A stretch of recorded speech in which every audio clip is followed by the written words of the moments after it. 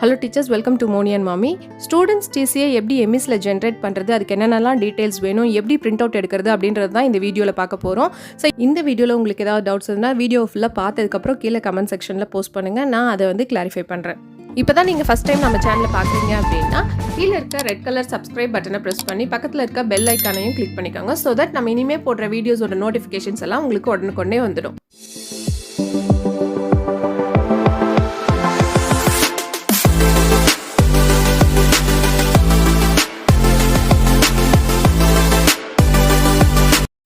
நீங்கள் மொபைலில் பண்ணுறீங்க அப்படின்னா உங்களோட மொபைலில் க்ரோம் ப்ரௌசர் ஓப்பன் பண்ணிக்கோங்க. அதில் சர்ச் ஆப்ஷனில் tnemis அப்படின்னு டைப் பண்ணிங்கன்னா உங்களுக்கு எம்எஸ் தமிழ்நாடு ஸ்கூல்ஸ் அப்படின்ற வெப்பேஜ் லிங்க் வரும். ஸோ அதை நீங்கள் டச் பண்ணிங்க அப்படின்னா உங்களுக்கு எம்எஸ் ஹோம் பேஜ் ஓப்பன் ஆகும்.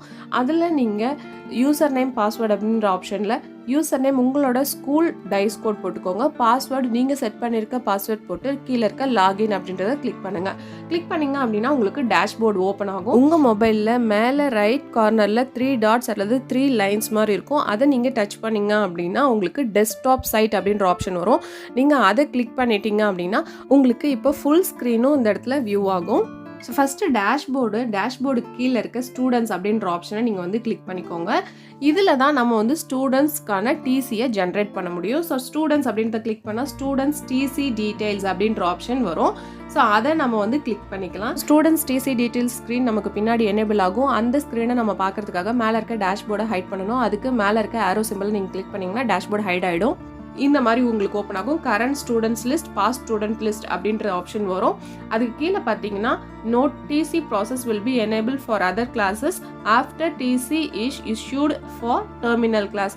அதாவது உங்கள் ஸ்கூலில் லாஸ்ட் கிளாஸ் எதுவோ அந்த கிளாஸ் ஸ்டூடெண்ட்ஸுக்கான டிசிஸ் நீங்கள் வந்து இஷ்யூ பண்ணதுக்கு அப்புறமா தான் மற்ற கிளாஸ் ஸ்டூடெண்ட்ஸோட டிசிஸை உங்களால் இஷ்யூ பண்ண முடியும் அப்படின்றது தான் இந்த இடத்துல சொல்லியிருக்காங்க. ஸோ இங்கே நீங்கள் கிளாஸ் வந்து சூஸ் பண்ணிக்கணும். டிஃபால்ட்டாக உங்கள் ஸ்கூலோட லாஸ்ட் கிளாஸ் என்னவோ அந்த கிளாஸோட ஆப்ஷன் மட்டும்தான் அங்கே வரும். ஸோ நீங்கள் அதை சூஸ் பண்ணிக்கணும். நீங்கள் செலக்ட் பண்ண உடனே அந்த கிளாஸில் படிக்கிற ஸ்டூடெண்ட்ஸோட லிஸ்ட் உங்களுக்கு ஓப்பன் ஆகும். ஸோ இங்கே பார்த்தீங்கன்னா 2 ஸ்டூடெண்ட்ஸ் தான் இந்த கிளாஸில் படிக்கிறாங்க. ஃபஸ்ட்டாக இருக்கிற ஸ்டூடெண்ட்டை செலக்ட் பண்ணுறேன். அந்த ஸ்டூடெண்ட்டோட டீட்டெயில்ஸ் நமக்கு ஓப்பன் ஆகிறதுக்காக அங்கே லாஸ்ட்டில் ஆக்ஷன் அப்படின்ற ஆப்ஷன் இருக்கும். அதுக்கு கீழே ஒரு பென்சில் ஐக்கான் இருக்கு இல்லைங்களா, அதை கிளிக் பண்ணோம் அப்படின்னா அந்த ஸ்டூடெண்ட்ஸோட டீட்டெயில்ஸ் ஃபுல்லாக நமக்கு ஓப்பன் ஆகும். இந்த ஃபோட்டோவை தவிர மற்ற எல்லா டீட்டெயில்ஸையும் நம்மளால் எடிட் பண்ணிக்க முடியும். ஃபோட்டோ வந்து அப்டேட் பண்ணுற ஆப்ஷன் இப்போ இல்லை.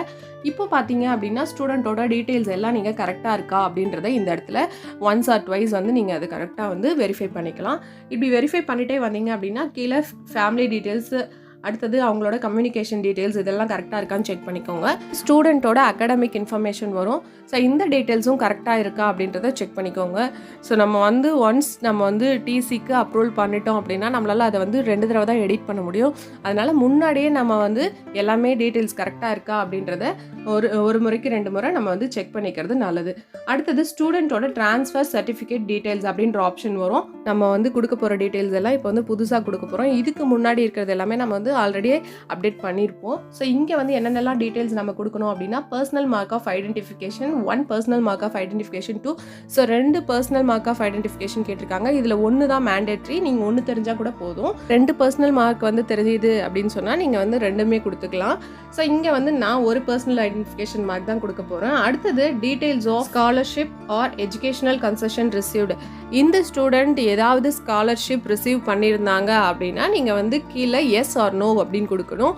Date of medical inspection during the last academic year அப்படின்ற ஆப்ஷனில் இந்த ஸ்டூடெண்ட்டுக்கு என்னைக்கு மெடிக்கல் இன்ஸ்பெக்ஷன் நடந்தது லாஸ்ட் அகாடமிக் இயரில் அப்படின்ற டேட்டை நம்ம வந்து இந்த இடத்துல செட் பண்ணணும். ஸோ நீங்கள் அதை வந்து கிளிக் பண்ணிங்கன்னாவே உங்களுக்கு டேட் செட் பண்ணுற ஆப்ஷன் வரும். இதில் வந்து நீங்கள் அங்கே லாஸ்ட்டில் இருக்க கேலண்டர் ஆப்ஷனை நீங்கள் வந்து கிளிக் பண்ணிங்கன்னா உங்களுக்கு டிஃபால்ட்டாக என்னைக்கு நீங்கள் ஓப்பன் பண்ணுறீங்களோ அந்த டேட் ஓப்பன் ஆகும். ஸோ அதில் வந்து நீங்கள் உங்களோட மந்த்தை வந்து நீங்கள் இயரையும் மந்த்தையும் வந்து செட் பண்ணிக்கலாம். செட் பண்ணிவிட்டு லாஸ்ட்டாக அந்த டேட்டை செட் பண்ணிங்க அப்படின்னா செட் ஆகிடும். அடுத்ததாக ஸ்டூடெண்ட்ஸ் கான்டாக்ட் அண்ட் கேரக்டர். இது வந்து டிஃபால்ட்டாக குட் அப்படின்ற ஆப்ஷன் இருக்கும். ஸோ அது நம்ம வந்து எதுவும் பண்ண தேவையில்லை. அடுத்தது student is promoted to the next class அப்படின்றது கேட்குது. இதுக்கு வந்து நம்ம 5th ஸ்டாண்டர்ட் 8th ஸ்டாண்டர்ட் படிக்கிற ஸ்டூடெண்ட்டாக இருந்தால் நம்ம இதுக்கு வந்து எஸ் கொடுத்துக்கலாம். அதே வந்து 10th 12th அப்படின்னு தான் இருந்தால் ரெஃபர் மார்க் ஷீட் அப்படின்ற ஆப்ஷனை கொடுத்துக்கலாம். Next student studying in the school from, அவன் எந்த கிளாஸ்லேருந்து உங்கள் ஸ்கூலில் படிக்கிறானோ நீங்கள் அந்த கிளாஸை வந்து சூஸ் பண்ணிக்கோங்க. இவன் வந்து எந்த கிளாஸ்லேருந்து இங்கே படிக்கிறான் அப்படின்றத நீங்கள் சூஸ் பண்ண உடனே கீழே அந்த கிளாஸ்லேருந்து நீங்கள் அவன் என்னென்ன மீடியம் படித்தான் அப்படின்றத வந்து நீங்கள் இந்த இடத்துல மென்ஷன் பண்ணணும். ஸோ ஃபர்ஸ்ட் ஸ்டாண்டர்டில் அவன் வந்து என்ன மீடியம் படித்தான், தமிழ் மீடியம். செகண்ட் ஸ்டாண்டர்டில் என்ன மீடியம் படித்தான், தமிழ் மீடியம். அடுத்து தேர்ட் ஸ்டாண்டர்டில் என்ன மீடியம் படித்தான், தமிழ் மீடியம். ஸோ இதே மாதிரி நம்ம ஒவ்வொரு கிளாஸும் அவன் என்ன மீடியமில் படித்தான் அப்படின்றத வந்து செலக்ட் பண்ணிக்கணும். அடுத்தது last date on which student attends school, என்னைக்கு வந்து இந்த ஸ்டூடெண்ட் லாஸ்ட்டாக ஸ்கூல் அட்டென்ட் பண்ணான் அப்படின்றதையும் நீங்கள் வந்து கேலண்டரை டச் பண்ணி அந்த டேட்டை வந்து நீங்கள் செட் பண்ணிக்கோங்க. அடுத்ததான் ஸ்டூடெண்ட்டோட ஃபஸ்ட் லாங்குவேஜ் என்னவோ அதை வந்து நீங்கள் இந்த இடத்துல செலக்ட் பண்ணிக்கோங்க. ஸோ இங்கே வந்து நமக்கு தமிழ், இங்கிலீஷ், தெலுங்கு, கன்னடா, உருது, ஹிந்தி இந்த ஆப்ஷன்லாம் கொடுத்துருக்காங்க.